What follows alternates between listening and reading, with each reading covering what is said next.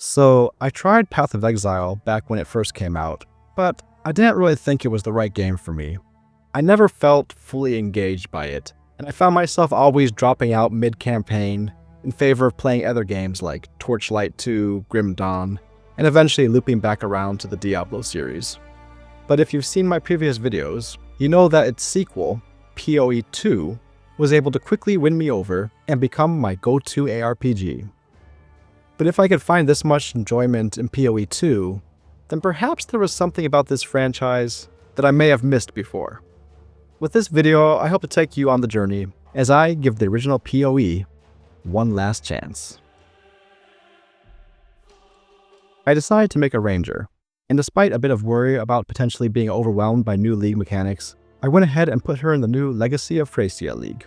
I heard there's a bunch of new Ascendancies, which could be confusing. But since I don't remember any of the old ones, I guess it's a fresh start either way. I also decided to go in blind. I know the general consensus is that new players should look up a build guide, but knowing my playstyle, I'm pretty sure that would get in the way of my enjoyment of the game. I may be an outlier, but I tend to play RPGs or RPGs in general kind of the same way I play a roguelike. That is to say, I like to lean into the procedural generation and randomization of loot to limit my options for each playthrough, which makes every run feel unique. I might go more into the meta if I reach endgame, but at least for now, my goal is to adapt as I play and figure things out as I go. Not having WASD movement was a bit more awkward than I imagined. I mean, it's pretty standard to not have WASD in an ARPG, but I've been getting pretty used to it in PoE2, and particularly with a ranged character, it can be a bit annoying to have to move my mouse toward the enemy to shoot, and then back to the other side of my character to move, rather than just hovering over the target like I do with WASD. Also, I kind of miss dodging. I got a dash skill later on, which I thought would be a good substitute, but it feels like it's a little delayed. I don't know if there's an animation lock or what, but it always seems to go off about a second or so later than I expect. That being said, I thought the mechanic where you could hold shift while using the dash to actually dash backwards instead was a good touch.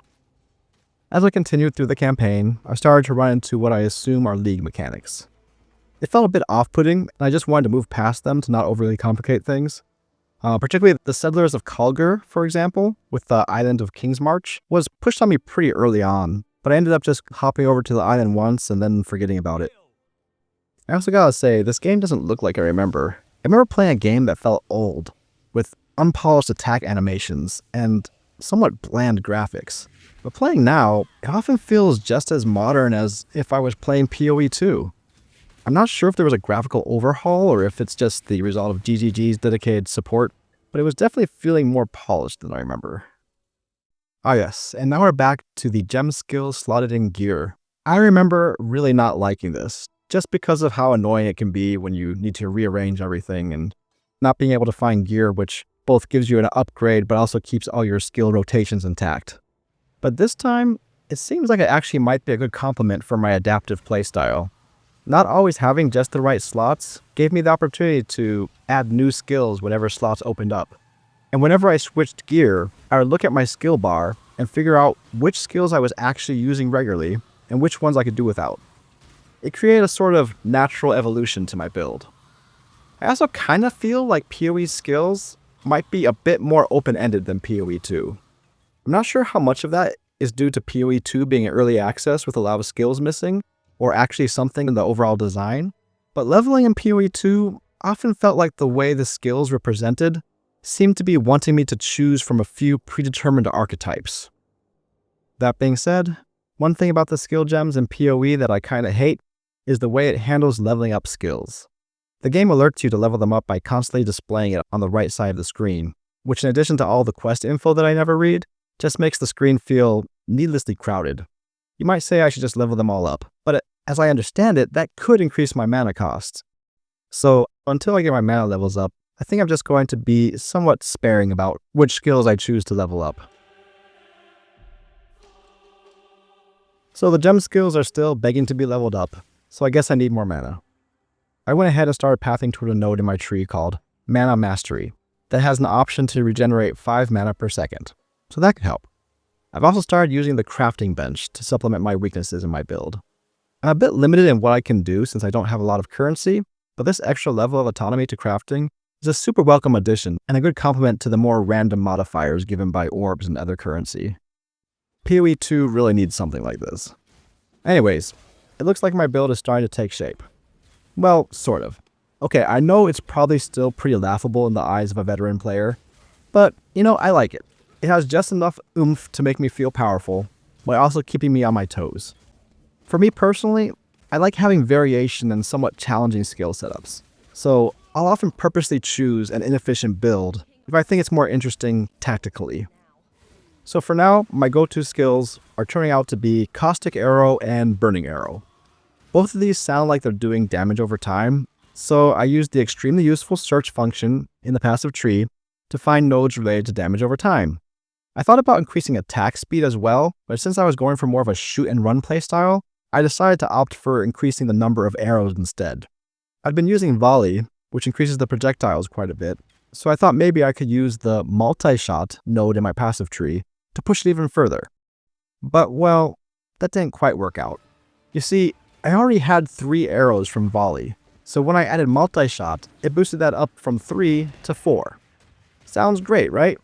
Well, the problem is, that spaces the arrows 2 to each side and nothing in the middle, which makes it nearly impossible to hit an enemy directly in front of me. On top of that, the game would also auto-aim and override my mouse when I tried to aim to the side to make up for it. I was a bit disappointed, and I thought, well, I guess I can't use multi-shot. But then, I noticed another node called Master Fletcher, which grants an additional arrow for bow attacks.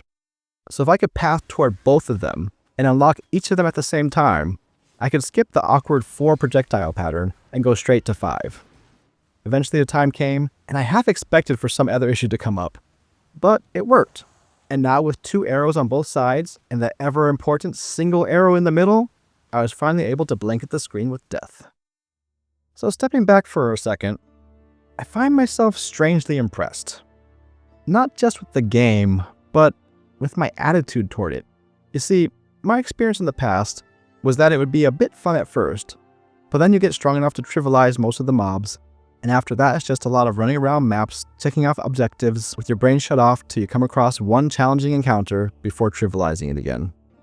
But I haven't felt that way this time, and part of that could be me, but I'm also wondering if it might also have something to do with these mini events on the map.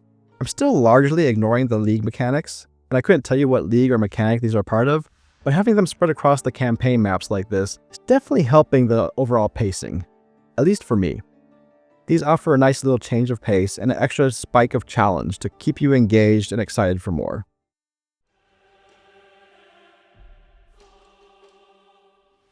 Alright, so inventory is starting to be a problem. It feels too small. Is it my imagination, or is this smaller than PoE2? I'm playing a ranger, and that means a lot of my loot, like bows, sometimes take up as much as 8 squares in my inventory. So even when I'm being really careful about what I pick up, I seem to run out of room in about 5 minutes. I had a pretty good system in Path of Exile too. If I found a magic or a rare item that had an affix I wanted, I'd keep it. Everything else was essentially trash. But in PoE1, at least at this point, I don't really have anything to upgrade a magic item into a rare one. Only normal items via Orbs of Alchemy. And now, that does make normal items feel more valuable, which is nice. But at this point, I only have about 3 Orbs of Alchemy, so the odds of me going from a blank normal to a rare with the affixes I want in just 3 tries is pretty slim. So I came up with a new rule. Basically, if something is an immediate upgrade, I'll equip it. If it could be good, but requires more crafting, I'm just going to store it away and come back to it later when I have more materials. This way, I offload my decision making a bit and hopefully can spend less time in town. I also updated my filter to be a bit more strict. I know about the Filter Blade website and how you can get ready-made filters there, but honestly, I prefer the control it gives me to write it myself. If I realize I need something specific, I can Alt-tab over to my filters text file and add an entry right then and there, updating things live as I play. I also wanted a bit of a less in-your-face style to my filter, so I opted to reduce the color and size of things I didn't want, rather than just bump it up for all the things I do. So let's take a minute to talk about bosses. The bosses in PoE2 are probably my favorite bosses in any ARPG. Each of their attacks have clear visual cues, and the fights have a very natural progression. It felt challenging, but also fair. Now with PoE1, however, things feel a bit more chaotic. There's a lot of explosions and glowing effects everywhere, and it's not always super clear what's going on.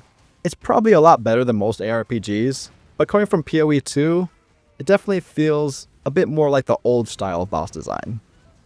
That said, there were some fights that stood out. The boss at the top of the Tower of God, Dominus, was one of the first fights with a really good sense of spectacle. He had multiple phases, and at one point the entire screen turned red as I started taking damage. I wasn't sure what was happening at first, but then I noticed a glowing area that looked like a shield, and I thought maybe I need to go inside of it. It's a pretty interesting mechanic, though it took me a moment to realize that it was a safe zone and not just another attack I needed to avoid. Not to say the boss fights felt tense, but I was able to get this far without having any deaths, at least to bosses. So let's talk a bit about difficulty. I feel like, at least for this blind run, the difficulty feels just right. I haven't had any unfair deaths or one-shots, but it's not so much of a cakewalk either. I like the idea of attempting a hardcore run in the future, so I've been making a real effort not to die. But eventually I did make a pretty dumb mistake, which resulted in my first death. It happened during a random map event. I think it was called Iron Blood or Iron Bloom. Anyway, you have to destroy 3 blooms that grow inside and spawn stronger and stronger enemies over time. And usually I have no issue with this, but this time one of the blooms had spawned on the other side of a doorway, making it a little tricky to hit. So a bunch of rare enemies were spawning and the damage started piling up, so I needed to heal, but my main healing potion had run out of charges. I panicked and started to run because, like I said, I was trying to pretend like I was playing in hardcore and I wanted to keep that 0 deaths, but of course the mob chased me. I essentially gave up, thinking I was out of options. But the thing is, I had a second healing potion the entire time. Playing PoE2 had conditioned me to think I only had 1 healing potion and 1 mana potion. Ever since then, I've been making a conscious effort to start using the other healing potion as well. At the end of Act 3, before moving on to Act 4, I finally decided it was time to tackle my Ascendancy. In case you're unfamiliar, Ascendancies are like advanced subclasses, but these don't unlock naturally just by leveling up. Instead, you have to actually pass a sort of trial. In PoE2, these trials are often sectioned off into their own part of the map, but in PoE1, they seem to be more integrated into various campaign maps, which eventually unlock a labyrinth that you can access in Act 3. I think I prefer how PoE1 handles this, and I especially liked how the labyrinth actually feels like a Greek-style maze that you have to navigate, rather than just being a bunch of minigames, which is how I sometimes felt about PoE2's trials. There are still a bunch of traps and gimmicks along the way, which don't always mesh well with ARPG gameplay, but I personally don't mind them quite as much as I did the compounding mechanics in PoE2, where you jump into the trial to suddenly have essentially a new health bar in the form of honor points, and various buffs and curses stacking upon you every time you enter one of its Hades-style chambers. Alright, so I got some sacred water. I feel like I'm playing a different game now. This feels like, This is Hades. I'm playing Hades now. So as for my Ascendancy, as a ranger I had 3 choices: the Daughter of Oshabi, the Whisperer, or the Wild Speaker. The Daughter of Oshabi has an ability to steal powers from enemies, and there's also a way to get random shrine buffs. But honestly, that was just too much randomness for me. The Whisperer also caught my attention. It offers both power and defense, which could be key for endgame, and the concept of channeling different gods for extra buffs is pretty interesting. But ultimately, the Wild Speaker just pulled me in. The idea of summoning wolves every time I scored a critical hit was just too cool to pass up. And especially as a ranged character, I like the idea of having wolves fight alongside me because they can act as a buffer between me and my enemies as I snipe at them from range. I figured I'd regret it if I didn't try it, and apparently in PoE1 you can actually change your Ascendancy, so why not? It might not scale well into the endgame, but I could always respec later, apparently. Starting off in Act 4, I immediately noticed a significant increase in difficulty. My energy shield, which I had been coupling with evasion, started dropping almost immediately. This made me briefly consider switching to an evasion armor setup, but after finding a node on my passive tree that helped regenerate my energy shield a bit faster, I decided to stick with ES, at least for now. The overmap progression of this act feels quite a bit different from the first 3. There are only a few locations, but the progression feels dynamic, with the nodes slowly unlocking as you complete interlocking quest objectives. I particularly like the later half of this act, where you meet Diala sort of in the center of the map with 2 portals on either side, each with their own areas you have to complete before she can break open the path ahead. The portal on the left brings you to a molten battlefield, where you face the remnants of Kaom's forces, and the other portal brings you to a Colosseum-style arena. Both of these areas give you some glimpses into the backstory, and I especially liked the arena section, which was a nice change of pace from the normal campaign maps.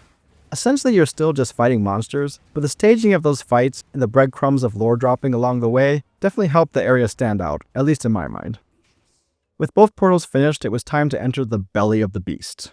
Now, this area was graphically pretty cool, and meeting Piety here ended up being my first real challenge in a boss fight. Up until this point, I had only had that one death I mentioned earlier, but this beastly form of Piety proved to be a worthy match. I don't know if it was chaos damage, because my chaos resist is still pretty low, or maybe some other survivability issue, but her skills were just eating me up. Especially this fire beam mechanic that rotates clockwise around the room. It comes on without warning and it's a lot faster than any of the other enemy skills I had encountered up to this point. But it was a nice little challenge, and I eventually figured out how to use my Quicksilver Flask to move faster than the rotating beam. After that, I faced Malachi, which turned out to be my favorite boss fight thus far. I don't think I actually died during this fight, but it was definitely tense. There was a lot going on, but the attacks were clear, and I never felt lost or confused by the mechanics. I just had to stay focused, pay attention, and be ready to act appropriately. It was just enough danger to keep me keen and engaged. I left Act 4 feeling pretty pumped. The progression leading up to the final fight with Malachi really sets the stage well and makes it feel more impactful than just a random boss fight at the end of a dungeon. Ending this act felt like an actual milestone. And perhaps that makes it a good point for me to finish this video. If you've made it this far, thanks so much for watching. But before I wrap things up, let me take a moment to promote something of my own. I've been working on a game called Delve Survivors. It's a classic old-school roguelike combined with fast-paced survival-style action. It's live on Steam right now, and I'd really appreciate a wishlist. It's one of the best ways you can support a small team like ours. It's not exactly an ARPG, but we have been slowly sneaking in a bunch of mechanics that you might be accustomed to, such as very loop-based progression with over 500 different items, and graphically I'm sure you'd agree, it's more or less on par with D4. Thanks again, and let's close out the video. I had tried playing PoE so many times in the past. I played it when it first came out, and I tried it again numerous times as people continuously recommended it as the best ARPG ever. But every time I tried, for some reason it never clicked. At least, not till now. This time, it feels different. I'm not sure if it's the new League mechanics, or if I'm just in a different state of mind. Maybe playing PoE2 has somehow primed me to better enjoy the original. Whatever the case, I can now say that I have a newfound appreciation for PoE1. But I can't give a final verdict. After all, as the PoE community often says, this is still just the tutorial. But this time, I'm going to finish the tutorial and experience the full campaign for the first time. I've actually never done that before. I always left the game midway through, but not this time. This time, we're pushing through to the end. And maybe we'll even do some endgame. I'm sure I've barely scratched the surface, and there's so much mechanics I haven't even touched. But rather than feeling intimidated, it actually makes me feel quite invigorated, and I think I'm ready to see more. Anyways, it's been a great journey so far. So till next time, this has been Yaz. Be creative and play more games.